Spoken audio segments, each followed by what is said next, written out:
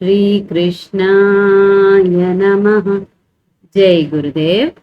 वसुदेवसुतं देवं कंसचाणूरमर्दनं देवकी परमानन्दं कृष्णं वन्दे जगद्गुरुम्। अतसी पुष्पसङ्काशं हारनूपुरशोभितं रत्नकङ्कणकेयूरं कृष्णं वन्दे जगद्गुरुम्। उत्फुल्लपद्मपत्राक्षं नीलजीमूतसन्निभं यादवानां शिरोरत्नं कृष्णं वन्दे जगद्गुरुम्। मन्दारगन्धसंयुक्तं चारुहासं चतुर्भुजं बर्हिपिञ्छावचूडाङ्गं कृष्णं वन्दे जगद्गुरुम्। कुटिलालकसंयुक्तं पूर्णचन्द्रनिभाननं विलसत्कुण्डलधरं देवं कृष्णं वन्दे जगद्गुरुम्। गोपिकानां कुचद्वन्द्व कुङ्कुमाङ्कितवक्षसं श्रीनिकेतं महेश्वासं कृष्णं वन्दे जगद्गुरुम्। श्रीवत्साङ्कं महारस्कं वनमालाविराजितं शङ्खचक्रधरं देवं कृष्णं वन्दे जगद्गुरुम्। रुक्मिणीकेलिसंयुक्तं पीताम्बरसुशोभितम् अवाप्ततुलसीगन्धं कृष्णं वन्दे जगद्गुरुम्। श्रीकृष्णाष्टकमिदं पुण्यं प्रातरुद्धाय यः पठेत् कोटिजन्मकृतं पापं स्मरणेन विनश्यति। జై గురుదేవ్ అండి అందరికీ. ఈ రోజు మనం శ్రీమదాంధ్ర మహాభారతం ఆది పర్వము అష్టమాశ్వాసంలోకి ఒకటో భాగంలోకి వెళ్తున్నాము. ఇక సప్తమాశ్వాసము చివరి భాగం చదువుకున్నాం. ద్రౌపది స్వయంవరం అయింది. ఆ తర్వాత ద్రౌపదికి పాండవులందరితోటి వివాహం చేయబడుతుంది. ఇక ఈ రోజు ముందుకెళ్దాము. 1 పద్యం. శ్రీ విభవ నిత్య నిలయ దయావర్ధిత దారుణీ సురాన్వయ వేంగీ భూవల్లభ నిఖిల జగత్ పావన శుభచరిత భావ భవనిర్భ సుభగా. తాత్పర్యం. ఐశ్వర్య అతిశయానికి శాశ్వత స్థైనమైన వాడా, దయతో వృద్ధి పొందించిన బ్రాహ్మణ వంశాలు కలవాడా, వేంగీదేశ ప్రభు, లోకాలన్నింటినీ పవిత్రం చేసే శుభచరిత్ర కలవాడా, మన్మథునితో సమానమైన సౌందర్యం కలవాడా. ఇదంతా కూడా మనకు నన్నయ్య గారు ప్రతి ఆశ్వాసం మొదట్లోనూ చివరిలోనూ ఆయన ఈ కృతికి భర్త అయినటువంటి, అంటే ఆయనకు అంకితం ఇచ్చాడు కాబట్టి భర్త అవుతాడు. అలాగే శ్రోత, మొదటి శ్రోత ఆయనే కాబట్టి ఆయన్ని ఈయన స్తుతిస్తున్నాడు. విశేషం. భావభవుడు, భావంలో పుట్టేవాడు మన్మథుడు. ఇది రాజరాజు యొక్క ప్రశంసాపూర్వకమైన ఆశ్వాసారంభ పద్యం. 2 పాండవులు ద్రుపదరాజుపురంబున నిష్ఠోపభోగంబులు అనుభవించు సుఖంబొండుట. వచనం. అక్కదకుండు శౌనకాది మహామునులకు చెప్పెనట్లు పాండవులేవురకుం బాంచాలింబరమోత్సవంబున వివాహంబు సేయించి నృపదుండయ్యేవురకు వేరు వేర ఎనర్ఘమణి ఖచ్చితంబులైన యాభరణంబులను నా పరిమితంబులైన యత్తరాసులను సౌవర్ణంబులైన శయ్యాసన పరికరంబులను నూరేసి భద్రగజంబులను నూరేసి కాంచన రథంబులను వేయేసి కాంభోజ హయంబులను పదివేగురేసి పరవస్త్రాభరణ భూషితులకు దాసదాసీ జనంబులను నూరేసి వేలు పాడె మొదవులను నగ్ని సాక్షికంబుగా నరణం విచ్చిన. తాత్పర్యం: ఆ కథను చెప్పే ఉగ్రశ్రవసుడు శౌనకుడు మొదలైన మహామునులకు చెప్పాడు. ఆ విధంగా పాండవుల 5గురిని ద్రౌపదికి ఇచ్చి మహావైభవంగా వివాహం చేయించి ద్రౌపదుడు ఆ 5గురికి వేరువేరుగా ఎంతో విలువైన మణులు పొదిగిన ఆభరణాలను, బంగారంతో చేసిన పానుపులను, పీటలను, ఇతర వస్తువులను, నూరేసి మదపటేనుగులను, నూరేసి బంగారు రథాలను, వేయేసి కాంభోజ దేశపు గుర్రాలను, శ్రేష్టమైన వస్త్రాలతో అలంకరించిన 10,000 దాసదాసీ జనాలను, 1,00,000 పాడి ఆవులను అరణంగా ఇచ్చాడు. ఇంకా ఈ కథను ఎవరు చెప్తున్నారు ఇక్కడ? దీర్ఘసత్రయాగంలో శౌనకాది మహామునులకు ఉగ్రశ్రవసుడనే సూతకుడు చెప్తున్నాడు. సూత మహాముని చెబుతున్నాడు. అయితే ఈయన చెప్పాడనమాట. ఏంటి? పాండవుల 5గురిని ద్రౌపదికిచ్చి మహావైభవంగా వివాహం చేయించాడు ద్రౌపదుడు. ఆ 5గురికి కూడా వేరువేరుగా ఎంతో విలువైనటువంటి మణులను, పొదిగిన ఆభరణాలను, ఇక బంగారంతో చేసిన పానుపులు అంటే ఏంటి, మనం బెడ్స్ అంటాం కదా, ఆ పరుపులను, అలాగే మంచాలను ఇచ్చాడట. ఆ తర్వాత పీటలను ఇచ్చాడు. మంచాలతో ఇదేంటి బంగారంతో చేసిన పీటలు, రకరకాల వస్తువులను ఇచ్చాడట. ఆ తర్వాత ఒక్కొక్కరికి నూరేసి మదపటేనుగులు అంటే మొత్తం 500 ఏనుగులు మదపటేనుగులని ఇచ్చాడట. ఒక్కొక్కరికి నూరేసి చెప్పున. అలాగే ఒక్కొక్కరికి నూరేసి చెప్పున బంగారు రథాలను ఇచ్చారట. ఇంకా తర్వాత ఒక్కొక్కరికి వేయేసి కాంభోజ దేశపు గుర్రాలను ఇచ్చాడట. అంటే 5,000 గుర్రాలు. ఇక శ్రేష్టమైన వస్త్రాలతో అలంకరించినటువంటి 10,000 దాసదాసీ జనాలను, 1,00,000 పాడి ఆవులను వాళ్ళకి కట్నంగా ఇచ్చాడట. 3 చతురదధివలయ నిఖిల క్షితితల సామ్రాజ్య లక్ష్మికి నిబూలంబై సతియాజ్ఞసేని పతులకు నతి ముదమనరించదుల్యమగు శుశ్రూషన్. తాత్పర్యం: 4 సముద్రాలు చుట్టుకొని ఉన్న సమస్త భూమండల సామ్రాజ్యాధికార సంపదకు కారణమై పతివ్రత ద్రౌపది సమానంగా సేవ చేసి భర్తలందరికీ మిక్కిలి సంతోషాన్ని కలిగించింది. ఇక 4 సముద్రాలు చుట్టుకున్నటువంటిది సమస్త భూమండలం. ఆ సామ్రాజ్యాధికార సంపదకు కారణమైనటువంటి ఆమె, అంటే ఈ సామ్రాజ్యాన్ని తెచ్చిపెట్టడానికి కారణం ద్రౌపది. ఈ ద్రౌపది మహాపతివ్రత. ఈమె అందరికీ 5 మంది భర్తలకు సమానంగా సేవ చేసి ఎంతో సంతోషాన్ని కలిగించిందట. 4 కోడలియుత్తమ గుణములకెంతయు సంతుష్ట చిత్తయై కుంతీదేవి లలితాంగి హరియందు లక్ష్మిని మరి చంద్రునందు రోహిణి నింద్రునందు శచిని నవశిష్టము నింద్రునందరుంధతి బోలి సుందరి నీపతులందు ప్రీతిపతి భక్తి యొప్పన పత్యంబు బడయు గురురుద్ధ బాంధవాతుర విశిష్ట జనుల నతిథి జనుల సతతంబు పూజింపు మన్నదానమున ధరామరేంద్ర వరులదనుపు మఖిల వసుమతి ప్రజలకెల్ల గరుణగలుగు మమ్మ కమల నేత్ర. తాత్పర్యం: కుంతీదేవి కోడలి ఉత్తమ గుణాలకు ఎంతో సంతోషించి ద్రౌపది విష్ణుమూర్తిపై లక్ష్మీదేవి వలె, చంద్రుడి మీద రోహిణీదేవి వలె, ఇంద్రుడి మీద శచీదేవి వలె, వశిష్ఠునిపై అరుంధతి వలె నీ భర్తల మీది ప్రేమతో పతిభక్తి ప్రకాశించగా సంతానాన్ని పొందుము. గురువులను, వృద్ధులను, బంధువులను, రోగులను, పూజ్యులను, అతిథులను అన్ని వేళలా పూజించుము. అన్నదానముతో శ్రేష్ఠులైన బ్రాహ్మణులను తృప్తి పెట్టుము. భూమి మీద ప్రజలందరి పట్ల దయ కలిగి ఉండుము. ఇంకా కుంతీదేవి ఆమె సేవలకు, ఆమె యొక్క పాతివ్రత్యానికి ఎంతో మురిసిపోతుంది, సంతోషపడిపోతుంది. ఎవరికైనా అంతే కదండి. చక్కటి కోడలు, అందులో ఆదర్శవంతమైనటువంటి కోడలు, పతివ్రత అయినటువంటి కోడలు వస్తే ఎంత ఆనందం వేస్తుంది ఏ అత్తగారికైనా. అలాగే కుంతికి కూడా ఎంతో ఆనందం వేసింది. ఆ ద్రౌపదితో అంటుంది, అమ్మా నువ్వు విష్ణుమూర్తికి లక్ష్మీదేవిలాగా, చంద్రుడికి రోహిణిలాగా, ఇంద్రుడికి శచీదేవిలాగా, వశిష్ఠుడికి అరుంధతిలాగా నువ్వు నీ భర్తల మీద ప్రేమతో పతిభక్తి ప్రకాశిస్తూ ఉంటే వాళ్ళతో సంతానాన్ని పొందమ్మా అని చెప్తుంది. అలాగే గురువులను, వృద్ధులను, బంధువులను, రోగులను, పూజ్యులను, అతిథులను అన్ని వేళలా గౌరవించి పూజించుతుంది అని చెప్తుంది. ఇక అన్నదానంతో శ్రేష్ఠులైనటువంటి బ్రాహ్మణులను తృప్తి పెట్టమ్మా. ఇక భూమి మీద ప్రజలందరి పట్ల దయతో ఉండు తల్లి అని చెప్తుంది. 5 పూని పరాక్రమం బెసగ భూతల నాథులనోచి వీరులయ్యి నవఖండ మండిత మహీతల మేలుచు నీ పతుల్పయోజానన రాజసూయమఖమాదిగా నధర్వ పంక్తి సేయుచో మానుగా బత్ని నీవీవగుము మానిత ధర్మ నివిధాన యుక్తితో.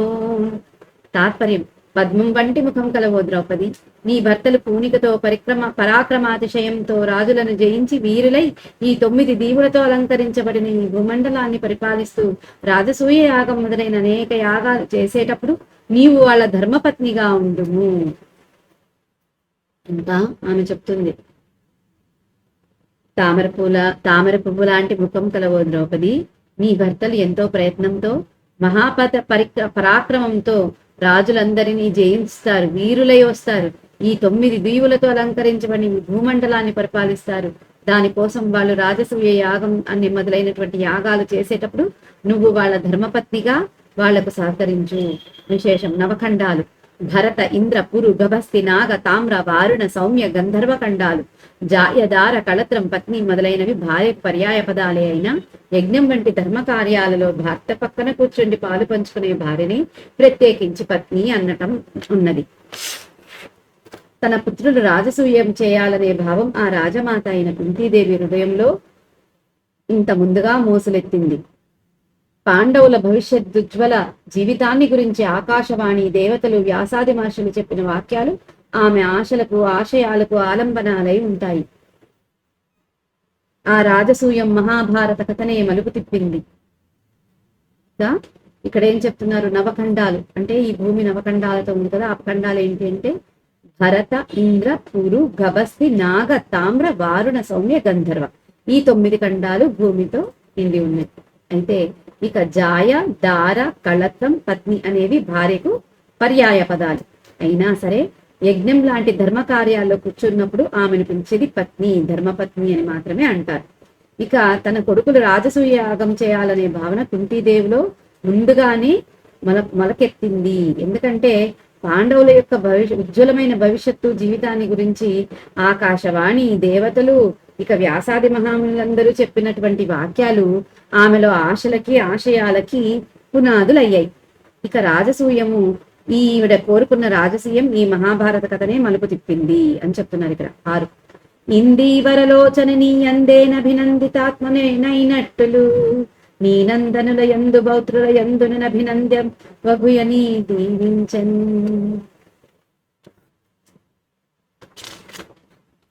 తాత్పర్యం: నల్ల కలువల వంటి కన్నుల కలవో ద్రౌపది, నేను నిన్ను పొంది సంతోషించినట్లే నీవు కూడా నీ కొడుకులను మనుమలను పొంది సంతోషించు అని దీవించింది. ఇంకా కుంతి ఎంత ఆనందం అయిపోయిందో ఆమెకి. నల్ల కలువ లాంటి కళ్ళు కలిగినటువంటి ఓ ద్రౌపది, నేను ఎలాగ నిన్ను పొంది ఎంత సంతోషంతో నేనున్నానో అలాగే నువ్వు కూడా నీ కొడుకులతో నీ కొడుకుల మనసులను పొంది నీ కొడుకులతో పాటు నీ కొడుకులకు మనుమలను అంటే నీ కొడుకులను పొంది సంతోషించు అని దీవించింది. విశేషం: నీవు సంతోషించదగిన యోగ్యులైన కొడుకులు మనుమలు నీకు కలుగుదురుగాక అని కుంతీదేవి దీవెన. ఏ స్త్రీమూర్తికైనా జీవితంలో ఇది గొప్ప దీవెనే, అంతే కదండి. ఎవరికైనా కొత్తగా పెళ్ళైన అమ్మాయికి ఎటువంటి దీవెన కావాలి? ఆ అమ్మాయి కొడుకులు కొడుకులు కూడా ఎంతో ఆనందంగా సంతోషంగా ప్రసిద్ధి చెందాలి అని కదా. అదే దీవెన కుంతి ఎంతో ఆనందంతో ద్రౌపదికి ఇస్తుంది.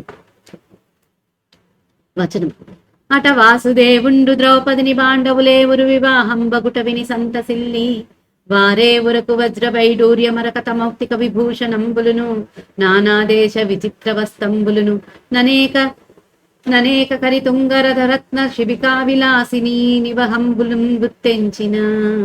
తాత్పర్యం: పాండవుల 5గురు ద్రౌపదిని వివాహమాడటం విని ద్వారకలో ఉన్న శ్రీకృష్ణుడు సంతోషించాడు. ఆ 5గురికి వజ్రాలు, వైఢూర్యాలు, మరకతాలు, ముత్యాలు పొదిగిన ఆభరణాలను, వివిధ దేశాలకు సంబంధించిన చిత్ర విచిత్రాలైన వస్త్రాలను, ఎన్నో ఏనుగుల, గుర్రాల, రథాల, రత్నాల, పల్లకీల, వేషల సమూహాలను పంపించాడు. ఇంకా కృష్ణుడు వింటాడు, ఏంటి పాండవుల 5గురు ద్రౌపదిని వివాహం ఆడారనగానే సంతోషపడి వాళ్లకు వజ్రాలు, వైఢూర్యాలు, మరకతాలు, ముత్యాలు పొదిగినటువంటి ఆభరణాలు, అలాగే వివిధ దేశాలకు సంబంధించినటువంటి వివిధ రకాల చిత్ర రకాలైనటువంటి బట్టలు, వస్త్రాలను, ఇక ఎన్నో ఏనుగులు, గుర్రాలు, రథాలు, రత్నాలు, పల్లకీలు, వీటన్నిటితో పాటు వేషల సమూహాలను కూడా పంపించారట వాళ్ళ కోసం. 8 విలసిత రాజలీల బరవీర భయంకరులై గుణంబులన్ వెలయుచు బాండవుల్ విదిత విక్రములుండుట చేసి దేవతాదుల వలనన్ భయంబు ద్రుపదుండెరుంగడ తదీయ దేశముందలరకయొప్పే రోగభయతస్కరడామరవర్జితంబులై. తాత్పర్యం: వెలుగుతున్న రాజ్యాధికార విలాసంతో శత్రువీరులకు భయం కలిగించే వాళ్ళయ్యి సుగుణాలతో ప్రకాశిస్తూ మహాపరాక్రమశాలులైన పాండవులు ఉండటం వలన ద్రుపదునికి దేవతల వలన కూడా భయం లేకుండా ఉన్నది. అతని దేశాలు రోగాలు, దొంగలు, కొల్లగొట్టటాలు లేనివై కలతలేక సుఖంగా ఉన్నాయి. ఇప్పుడైతే ఎలా ఉందట, ఇక ద్రుపదుడు ఎలా వెలిగిపోతున్నాడట. రాజ్యాధికారంతో విలాసంతో శత్రువీరులకు భయం కలిగించేటువంటి వాళ్ళు ఎవరు? ఈ పాండవులు, సుగుణాలతో నిండినటువంటి వాళ్ళు, మహాపరాక్రమశాలులు. ఎప్పుడైతే ద్రుపదుడి దగ్గర ఉండటంతో ద్రుపదుడికి దేవతల వలన కూడా భయం, దేవతలంటే కూడా భయం లేదట. ఇక అతని దగ్గర ఉన్నటువంటి రాజ్యాలన్నీ, అతని దగ్గర ఉన్నటువంటి రాజ్యాలన్నీ, ఆ రాజ్యాలలో రోగాలు లేవట, దొంగలు లేరట, కొల్లగట్టటాలు లేదట, ఇక ఏమంటారు, దోపిడీలు లేవట. ఇవేవి లేకుండా, కలత లేకుండా సుఖంగా ఉన్నారట ఆయన రాజ్యంలో ప్రజలందరూ పాండవుల యొక్క సాంగత్యంతో. 9. చారుల వలన పాండవుల అభ్యుదయమును విని దుర్యోధనుడు నిర్వేదించుట. వచనం: ఇట్లు పాండవులు ద్రుపదపురం వననకిల రాజ వివ సమన్వితులై యొక్క సంవత్సరం బుండునంతనంతయు నెరింగి దుర్యోధన గూఢచారులరిగి కన్న దుశ్శాసన సౌబల సోమదత్త పరివృతుండయ్యున్న దుర్యోధనునకు వృక్కీట్లనిరి. తాత్పర్యం: ఈ విధంగా పాండవులు ద్రుపదుని నగరంలో సమస్త రాజ్య వైభవంతో 1 సంవత్సరం ఉండగా విషయాన్నంతా తెలుసుకుని దుర్యోధనుని వేగుల వాళ్ళు హస్తినాపురానికి వెళ్లి కన్న దుశ్శాసన శకుని సోమదత్తులు చుట్టూ చేరి ఉండగా కొలువున్న దుర్యోధనునికి మృక్కి ఇట్లా అన్నారు. పాండవులు ద్రుపది నగరంలో ఇలా సమస్త రాజ్య వైభవంతో 1 సంవత్సరం పాటు ఉన్నారు అక్కడ. ఈ లోపల విషయాన్నంతా తెలుసుకుంటారు దుర్యోధనుడి యొక్క గూఢచారులు. వాళ్ళు హస్తినాపురానికి వెళ్ళి అక్కడ కర్ణుడితోటి, దుశ్శాసనుడితోటి, శకునితోటి, సోమదత్తుడు వీళ్ళందరూ చేరి ఉంటే దుర్యోధనితోటి అప్పుడు దుర్యోధనుడికి ముక్కి ఇలా అన్నారట ఆయనతోటి. 10. కన్న సైన్యులు మొదలుగా గల భూపతులత్యంత బలవంతులస్త్రవేదులుద్ధతుల్ మోపెట్టనో పని చాపమశ్రమమున మోపెట్టి చెదల దిరుగునయ్యంత్రమేసి మీ అందర ముందర కృష్ణ దోడ్కొని యొక్క కృష్ణవణ్ణుడెక్కటి రణములోనే పునగానీను నోడించి జయలీలనున్న యాతరర్జునుండు మరి మహాబాహుబలమున శల్యుద్రెళ్ళబేచి శత్రువరల నెల్ల దల్లడిల్ల నెగచిన యాతండు భీమసేనుడమిత భీమబలుడు. తాత్పర్యం: మహాబలవంతులు, అస్త్ర విద్యావేత్తలు, గర్వితులు అయిన కర్ణుడు, శల్యుడు మొదలైన రాజులంతా ఎక్కుపెట్టలేని ధనస్సును సులభంగా ఎక్కుపెట్టి ఆకాశంలో తిరిగే మత్స్యయంత్రాన్ని కొట్టి అందరి ఎదుట ద్రౌపదిని చేపట్టి ద్వంద్వ యుద్ధంలో తన పరాక్రమం ప్రకాశించేటట్లు కర్ణుణ్ణి ఓడించి విజయ విలాసంతో ఉన్న ఆ నల్లటివాడు అర్జునుడు గొప్ప భుజబలంతో శల్యుడిని పడవేసి మేటి శత్రువులందరినీ తల్లడిల్ల చేసి తరిమిన ఆ మహాభయంకరమైన బలం కలవాడు భీముడు. వాళ్ళు చెప్తున్నారు ఇక్కడ ఎవరున్నారు? మహాబలవంతులు, అస్త్ర విద్యావేత్తలు, గర్వితులు అంటే గర్వంతో నిండినటువంటి వాళ్ళు ఎవరు? ఈ కృష్ణుడు, శల్యుడు, దుర్యోధనుడు, సోమదత్తులు వీళ్ళందరూ. అలాంటి వాళ్ళు ఎక్కుపెట్టలేని విల్లును సులభంగా ఎక్కుపెట్టి ఆకాశంలో తిరిగే మత్స్యయంత్రాన్ని సులభంగా కొట్టి అందరి ఎదుట ద్రౌపదిని చేపట్టి ఇక ద్వంద్వ యుద్ధంలో తన పరాక్రమం ప్రకాశించేటట్లు అంటే ఏంటి? ఆ ద్వంద్వ యుద్ధంలో కర్ణుణ్ణి ఓడించినటువంటి విజయాన్ని చూసినటువంటి ఆ నల్లటివాడు అర్జునుడు. ఇక గొప్ప భుజబలంతో శల్యుడిని ఎదుర్కొని కింద పడవేసి ఇక ఎంతో ఏలైనటువంటి శత్రువులందరినీ తల్లడిల్లి తరిమి కొట్టినటువంటి ఆ మహాభయంకరమైన బలవంతుడు భీముడు అని చెప్తారు. 11. అనిమొననట్లు దాకిన మహారథులన్ ధృతరాష్ట్ర రాజనందనుల బలాఢ్యులన్ దళిత దర్పుల చేసిన వారు దర్శనందనయములుగ్రవీరులని తద్విధమంతయు నేర్పడంగా చెప్పిన విని కౌరవ ప్రభుడుని బెల్కురి తద్దయు దుఃఖితాత్ముడై. తాత్పర్యం: యుద్ధ ప్రారంభంలో ఆ విధంగా ఎదుర్కొని మహారథులు, బలవంతులు అయిన ధృతరాష్ట్ర మహారాజు కుమారుల గర్వాన్ని అలిచిన వాళ్ళు ధర్మజనకుల సహదేవులని ఆ విషయాన్నంతా స్పష్టంగా చెప్పగా విని దుర్యోధనుడు వెలవెలాపోయి మిక్కిలి దుఃఖించాడు. ఇంకా యుద్ధ ప్రారంభంలో ఈ విధంగా మహారథులు బలవంతులు అయినటువంటి ధృతరాష్ట్ర మహారాజకుమారులను గర్వాన్ని అణిచినటువంటి వాళ్ళు ఎవరు అంటే ధర్మరాజు, నకులు, సహదేవుడు అని చెప్పి ఆ విషయాన్ని అంత స్పష్టంగా చెప్తే విని దుర్యోధనుడు వెలవెలా పోయి ఇక ఎంతో బాధపడ్డాడట. విశేషం, ఈ వివరాలు ద్రౌపది స్వయంవర ఘట్టంలో చెప్పకుండా ఇక్కడ చారుల చేత చెప్పించటం వలన పునరుక్తి దోషం కలగకుండా విశేష వృత్తాంతాన్ని ప్రతిపాదించి కథాంశాలకు ఉత్కంఠ నాపాదించటం జరిగింది. ఈ వివరణ లేకపోతే ధర్మరాజు, నకుల, సహదేవుడు సభను వీడి ఎందుకు ముందుగానే వెళ్లారో, భీముడొక్కడే సభలో ఎందుకు ఆగాడో తెలియదు. ఇప్పుడు స్వయంవర ఘట్టంలో పాండవులు కూడబలుపుకొని కార్యాన్ని సమన్వయంతో సమర్థవంతంగా నిర్వహించినట్లు స్పష్టమవుతున్నది. అంటే ఇక్కడ ఏం చెప్తున్నారు, ద్రౌపది స్వయంవరంలో అందరికంటే ముందు ఎప్పుడైతే స్వయంవరం ఇక్కడ మత్స్యయంత్రాన్ని కొట్టిన వెంటనే ధర్మరాజు నకుల సహదేవుని తీసుకుని ముందుకు వెళ్ళిపోతాడు కదా, అక్కడ యుద్ధంలో ఎవరు మిగులుతారు, అక్కడ మిగిలింది భీముడు, అర్జునుడు కదా. అప్పుడు మనకు చెప్పరు వాళ్ళు ముందే ఎందుకు వెళ్ళిపోయి, ఇక్కడ చెబుతున్నాడు నన్నయ్య. ఎందుకు అంటే వీళ్ళ గురించి తెలిసి ముందే వాళ్ళని ఆపడానికి ధర్మరాజు, నకులుడు, సహదేవుడు ముందరే వెళ్ళారు అక్కడ వాళ్ళని ఎదుర్కోవడానికి అని చెప్పి ఇక్కడ మనకు చెప్తున్నారు.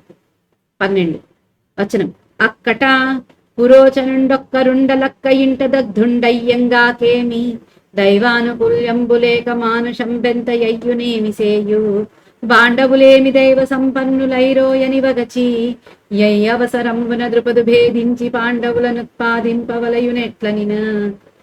తాత్పర్యం, అయ్యో పురోచండు ఒక్కటే లక్క ఇంటిలో మాడిపోయాడు కాబోలు. దైవం అనుకూలించకుంటే మానవ ప్రయత్నం ఎంత ఉన్నా ప్రయోజనం ఏమిటి, పాండవులు ఎంత దైవ బల సంపన్నులో కదా అని చింతించి ఈ సమయంలో ద్రుపదుడిని వేరు చేసి పాండవులను పికిలించి వేయాలి. ఎట్లాగంటే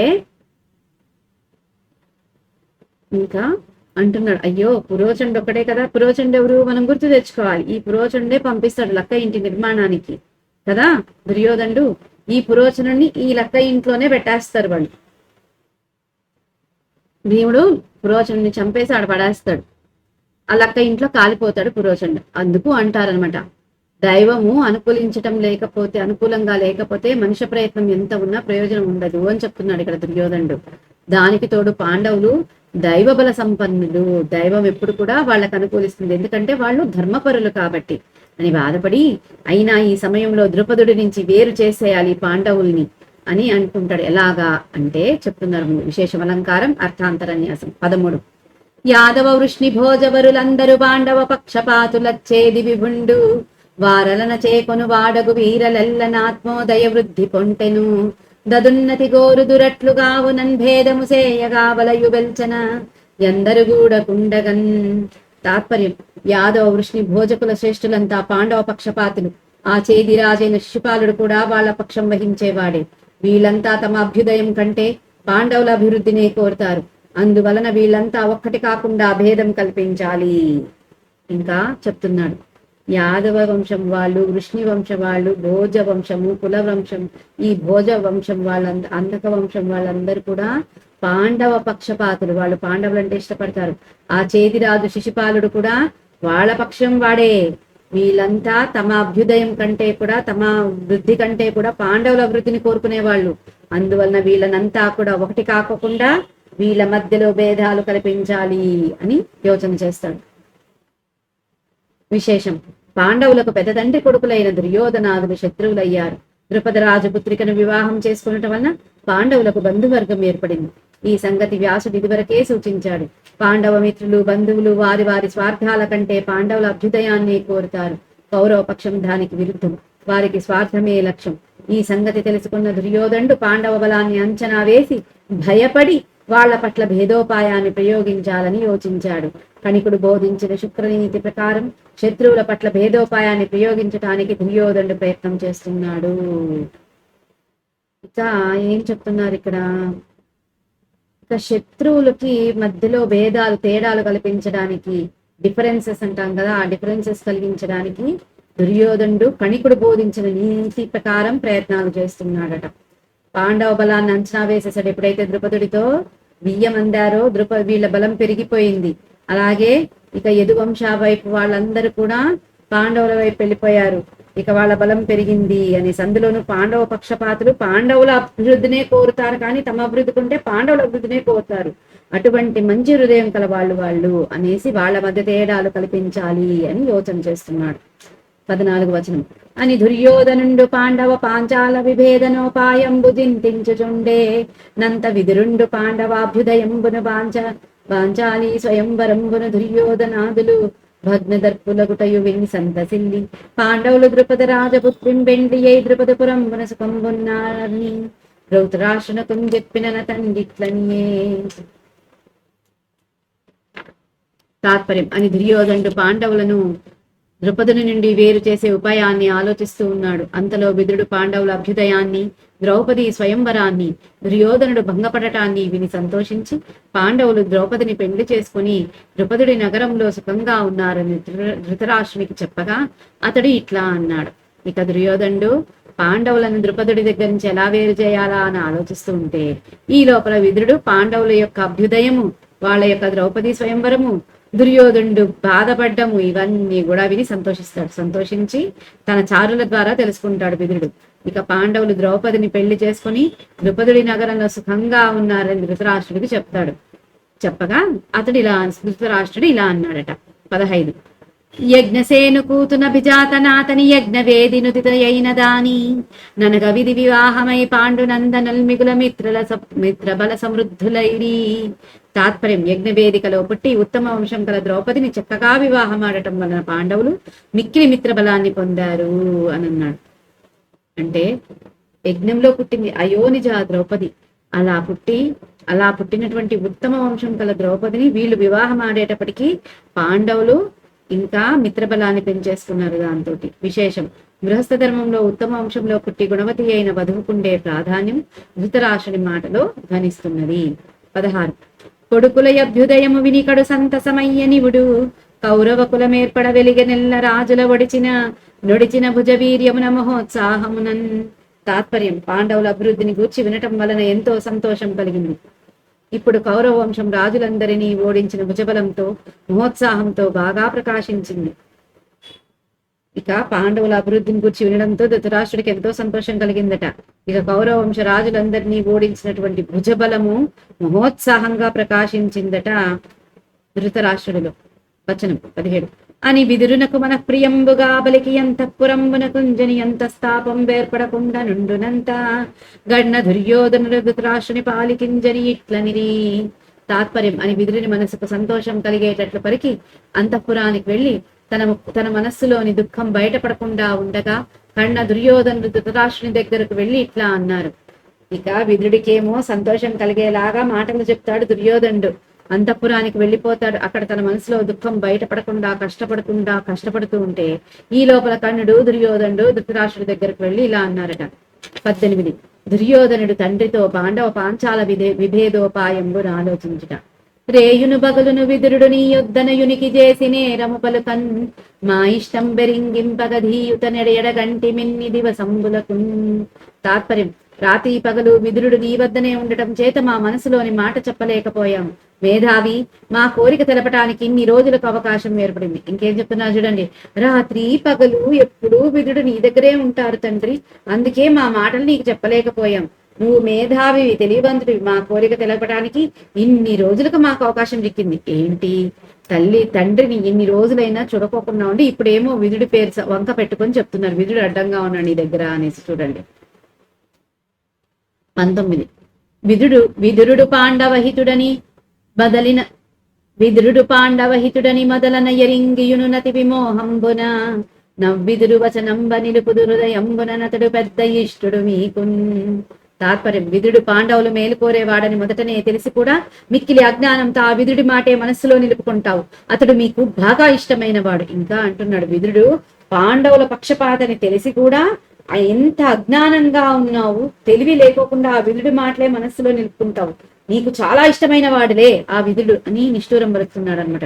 విశేషం. ఆ మాటలు ధృతరాష్ట్రుడిని వ్యంగ్యంగా నిష్ఠూరం ఆడుతున్నట్లున్నాయి.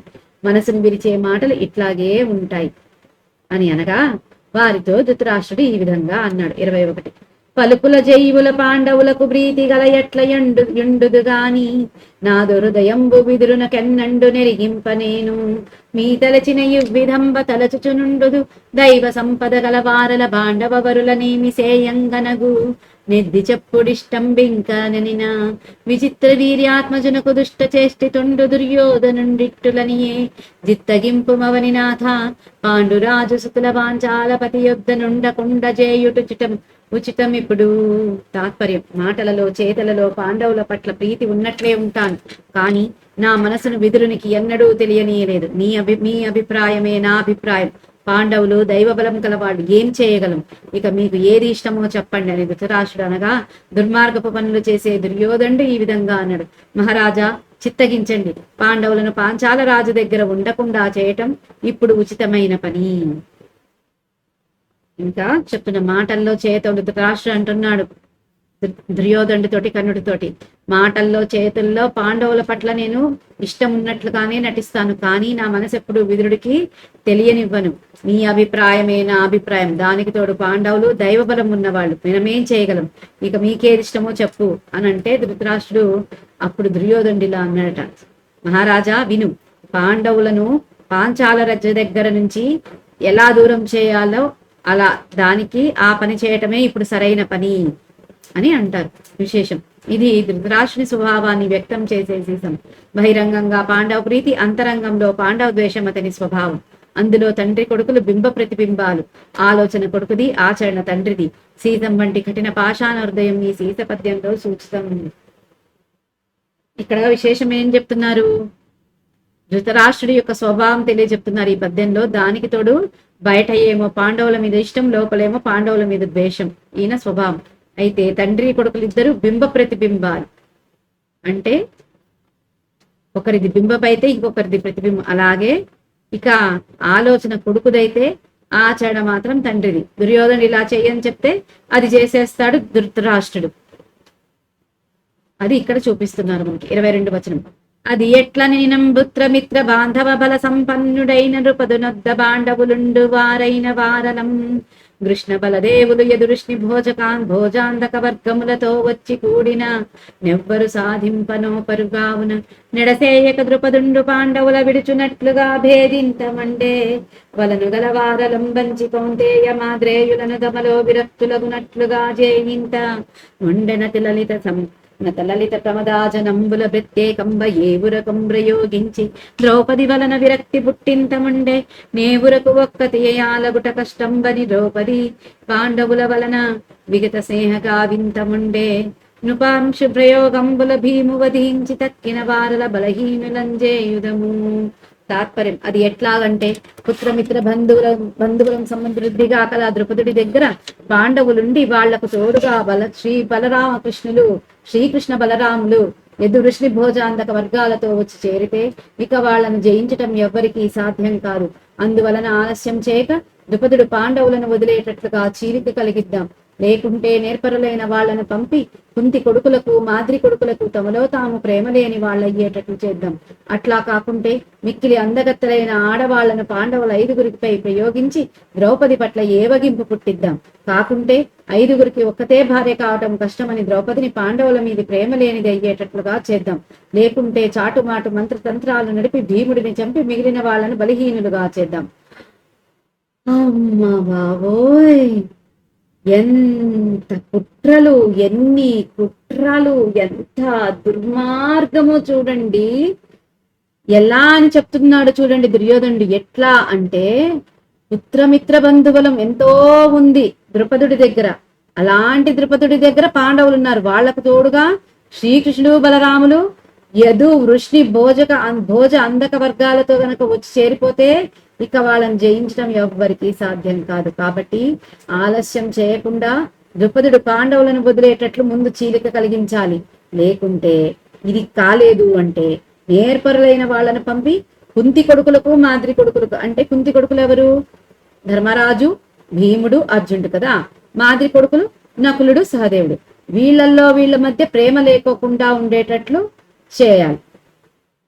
అలా అదీ కుదరకపోతే మిక్కిలి అంతగత్తలైనటువంటి ఆడవాళ్లను పాండవుల 5గురి మీద ప్రయోగించాలి. ప్రయోగించి ద్రౌపది మీద అసహ్యం పుట్టించాలి. ఇక అది జరగకుంటే ఐదుగురికి ఒక్కతే భార్య కావటం కష్టం అని ద్రౌపదిని పాండవుల మీద అందరి మీద ప్రేమ లేనిలాగా ప్రేమ కలగకుండా ఉండేటట్లు చేద్దాం. అంటే 5 మంది మీద కాకుండా ఏదో ఒకరో ఇద్దరో ఆమె ప్రేమ ఉండేటట్లు, మిగిలిన వారి మీద ప్రేమ లేకోకుండా చేస్తే అప్పుడు వాళ్ళల్లో వాళ్ళ మధ్య విభేదాలు కలిగి వాళ్ళు నాశనం అవుతారు అని. అది జరగకుంటే చాటుమాటు మంత్రతంత్రాలన్నీ వేసి భీముని చంపేసి మిగిలిన వాళ్ళను ఎప్పుడైతే భీముని చంపేస్తారో పాండవులు బలహీనులైపోతారు అని చెప్తున్నాడు. ఎన్ని కుట్రలు పన్నాడండి బాబోయ్. విశేషం, సామధానాలు ఫలించినప్పుడు భేదోపాయాన్ని ప్రయోగించటం రాజనీతి. అవసరాన్ని బట్టి దుర్యోధనుడు ముందుగానే ప్రయోగిస్తున్నాడు. ఇందులో 6 రకాల భేదోపాయాలను తండ్రి ముందు ప్రతిపాదిస్తున్నాడు. 1, బంధువుల బలగం కూడి ఒక కూటమిగా ఏర్పడకుండా చూడటం. 2, పాండవులకు వారి బంధువులలో ముఖ్యుడైన ద్రుపదుడికి నడుమ భేదం కలిగించటం. 3, బంధువుల మధ్య భేదోపాయం పనిచేయకపోతే అన్నదమ్ముల మధ్య సవతి తల్లుల బిడ్డలనే భావంతో కౌంతేయులు మాద్రేయులు అనే భేదం కలిగించటం. 4, ద్రౌపది కంటే అందగత్తెలను పాండవుల మీద ప్రయోగించి భర్తలకు భార్య పట్ల మక్కువ లేకుండా చేయటం. 5, పంచభద్రిక అయిన ద్రౌపదికి భర్తలపై భేదభావం కలిగించటం. 6, పాండవ బల మూలస్తంభంగా భావించబడే భీముడిని వధించి వాళ్ళని నిర్వీర్యం చేయటం. ఇది దుర్యోధనుని దుర్విదగ్ధత, దుర్మార్గ ప్రవృత్తి ప్రతిఫలించే ప్రతిపాదనలు. ఇక్కడ విశేషంలో మళ్ళీ అదే చెప్తున్నారు. ఎప్పుడైతే ద్రౌపది కంటే అందగత్తెలను పాండవుల మీద ప్రయోగిస్తే భర్తల మీద భార్యకి ఇష్టం లేకుండా పోతుంది. దాంతో ఏమైపోతుంది, ద్రౌపదుడు వాళ్ళ పట్ల నుంచి పక్కకు వచ్చేస్తాడు కదా. అలాగా ఇంకా మరి పంచభర్తలను పొందినటువంటి ద్రౌపదికే భర్తల మీద భేదభావాన్ని కలిగించడం, దాని నుంచి కూడా ద్రుపదుడు దూరం అయిపోతాడు. అలాగనమాట. ఇక ఏదో ఒక రకంగా ద్రుపదుడికి వీళ్ళకి మధ్య భేదాలు సృష్టించాలి అనేసి వీళ్ళు ఇవన్నీ చేస్తున్నారు, ఆలోచన చేస్తున్నారు. 23, గాట్పు చూలి పిరుదుగా వంగనర్జును నోర్వసనమరులైన నోపరాజీ నతడు నిహతుడగుడు దర్శమంబున బాధునొక్కరుండగణ్ణుడోర్వనోకు. తాత్పర్యం, వాయుపుత్రుడైన భీముడు సహాయంగా వెనుక నిలిస్తే అర్జునుడిని యుద్ధంలో జయించటం ఆ దేవతలకైనా సాధ్యం కాదు. భీముడిని చంపితే అర్జునుడిని కర్ణుడొక్కడే అనాయాసంగా జయించగలడు. ఇక్కడ చెప్తున్నాడు, ఏమో పెద్ద కర్ణుడు ద్వంద్వ యుద్ధంలోనే కర్ణుణ్ణి పడగొట్టేశాడు అర్జునుడు, అవునా? కానీ మళ్ళీ ఏం చెప్తున్నాడు, ఏమో పెద్ద భీముడిని కనుక చంపేస్తే ఇక కర్ణుణ్ణి ఎవరు ఆపలేరు అర్జున్ని ఓడించడంలో అన్నట్లు చెప్తున్నాడు. లేని పరాక్రమాన్ని కర్ణుడికి అంటగడుతున్నాడు దుర్యోధనుడు. విశేషం, దుర్యోధనుని అంచనాలో పాండవ బలానికి పెట్టని కోట భీమసేనుడు. అతడు అండగా నిలిస్తేనే అర్జునునికి పరాక్రమం దేవతలకు కూడా అసాధ్యమవుతుందట. భీముడు లేకపోతే అర్జునుడు కర్ణుడికి అసాధ్యుడు కాడని అతని వాదం. వాస్తవానికి అది నిజం కాదు. మత్స్యంత్ర సభలో అర్జునుని చేతిలో ఓడిపోయిన కర్ణుడిని సమర్థించుకునే కుంటి సాకు ఇది. దుర్విదగ్ధుల వాదం ఇట్లాగే ఉంటుంది. అంటే ఇక్కడ ఏం చెప్తున్నారు అంటే, దుర్మార్గపు ఆలోచనలో ఉన్న వాళ్ళకి బుద్ధి సరిగా పనిచేయదు. ఇలాగే వాళ్ళ వాక్కులు మాటలు ఉంటాయి అని చెప్పి ఆలోచనలు ఉంటాయి అని చెప్తున్నారు. వచనం 24, ఈ యుపాయంబులలో నెయ్యది యుచితంబును నపగత దోషంబును దీర్ఘ సూత్రంబును నగునట్టి దానిం జచ్చరననుష్ఠించునది అని నగణ్ణుండిట్లనియే. తాత్పర్యం, ఈ ఉపాయాలలో ఏది యోగ్యమవుతుందో, ఏది లోపం లేకుండా ఉంటుందో, చాలా కాలం పట్టకుండా స్వల్ప కాలంలోనే సత్ఫలితాలనిస్తుందో అటువంటి దానిని వెంటనే ఆచరించవలసిందే అని దుర్యోధనుడనగా కర్ణుడు ఈ విధంగా పలికాడు. ఇంకా చెప్తున్నాడు ఏంటి, ఇలాంటి ఉపాయాలు ఇన్ని ఇచ్చాను కదా, ఈ ఉపాయాల్లో ఏది సరైందో, ఏది ఎక్కువ దోషాలు లేకోకుండా ఉంటుందో, ఏది చాలా కాలం తీసుకోకుండా కొంతకాలంలోనే సత్ఫలితాలను ఇస్తుందో అటువంటి దాన్ని వెంటనే ఆచరించాలి అని దుర్యోధనుడంటే కర్ణుడిలా అన్నాడట. విశేషం, చతుర్విధోపాయాలను ప్రయోగించేటప్పుడు తీసుకొనవలసిన జాగ్రత్తలు 3 ఇందులో సూచించడం జరిగింది.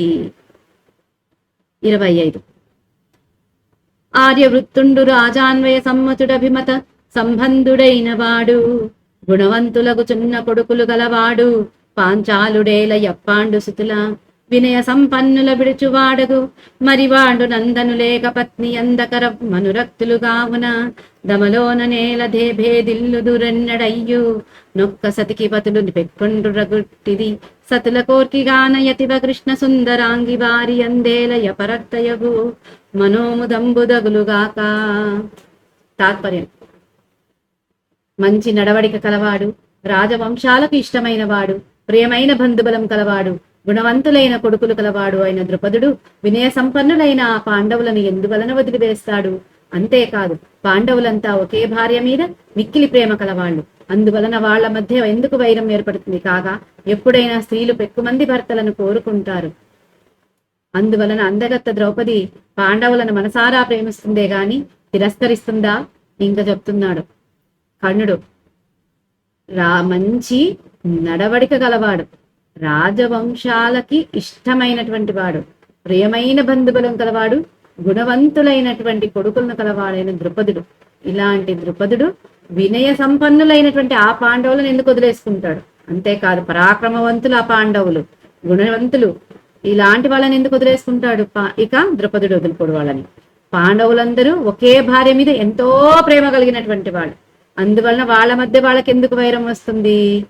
అంతేకాకుండా ఈ స్త్రీలకు పెక్కుమంది భర్తలను కోరుకుంటారు. కాబట్టి అందగత్త ద్రౌపది పాండవులను 5 మంది పాండవులు మనసారా ప్రేమిస్తుంది గాని ఎందుకు తిరస్కరిస్తుంది అని అంటున్నాడు. విశేషం అలంకారం కావ్యలింగం. దుర్యోధను ప్రతిపాదించిన భేదోపాయాలన్నీ సఫలాలు కావని కర్ణుడు సహేతుకంగా పేర్కొన్నాడు.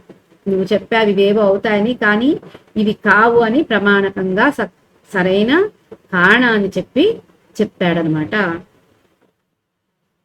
కర్ణుడు. ఈ రోజుటికి మహాభారతం స్వస్తి. నారాయణీయం తీసుకోండి. జై గురుదేవ్. ఎవరు చదువుతున్నారు? నారాయణీయం.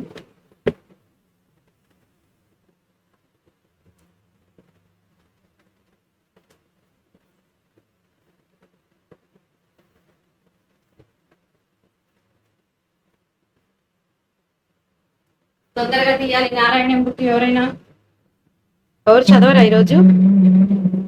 ఎవరు లేకుంటే నేను చదువుతా. త్రివేణి. ఏది ఏది 62వ దశకం 5-6.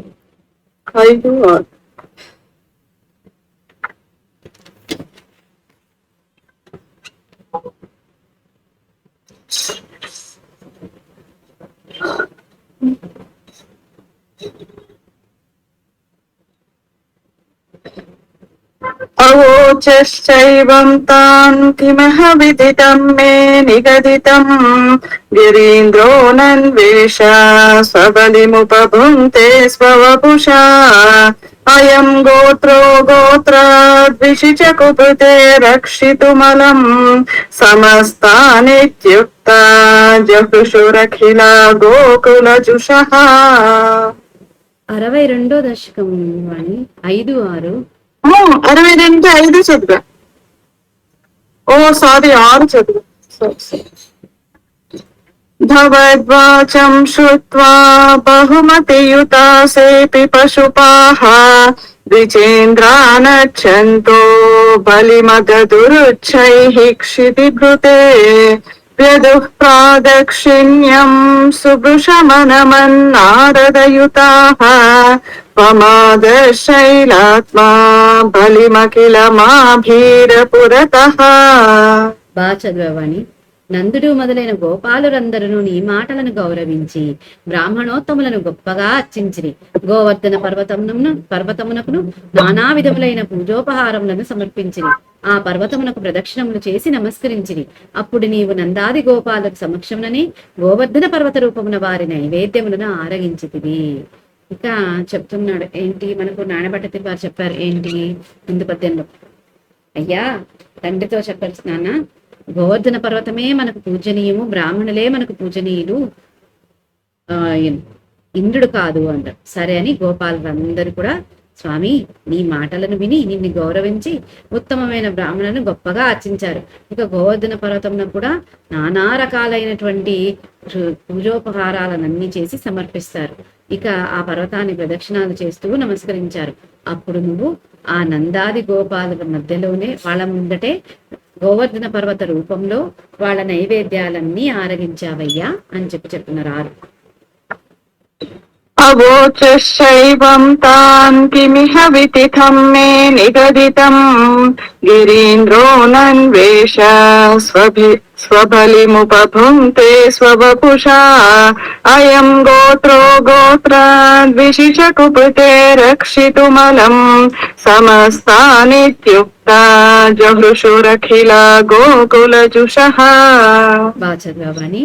స్వామి, అప్పుడు నీవు నందాదులతో, నేను పలికిన మాట సత్యమే కదా, ఈ గోవర్ధన పర్వతము తనకు నివేదించిన ఆహారమునంతయు భుజించుచున్నది కదా, పర్వతములకు శత్రువైన ఇంద్రుడు కోపించినచో ఈ పర్వతమే మనలందరూ రక్షించునని చెప్పక గోపాలురందరూ మిగిలి సంతోషించిరి.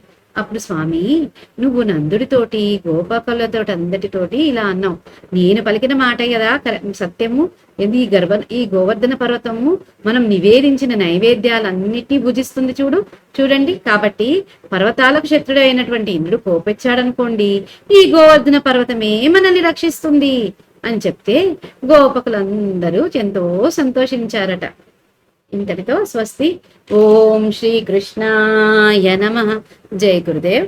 యదక్షర పదభ్రష్టం మాత్రాహీనం తు యద్భవేత్ తత్సర్వం క్షమ్యతాం దేవ నారాయణ నమోస్తుతే. విసర్గ బిందు మాత్రాణి పదపాదాక్షరాణి చ న్యూనాని చాతిరిక్తాని క్షమస్వ పురుషోత్తమ. అన్యథా శరణం నాస్తి త్వమేవ శరణం మమ. తస్మాత్ కారుణ్య భావేన రక్ష రక్ష జనార్దన. లోకా సమస్తా సుఖినో భవంతు. లోకా సమస్తా సుఖినో భవంతు. లోకా సమస్తా సుఖినో భవంతు. ఓం శాంతి శాంతి శాంతి. సర్వం శ్రీ శ్రీ సద్గురు చరణారవిందార్పణమస్తు. జై గురుదేవ్.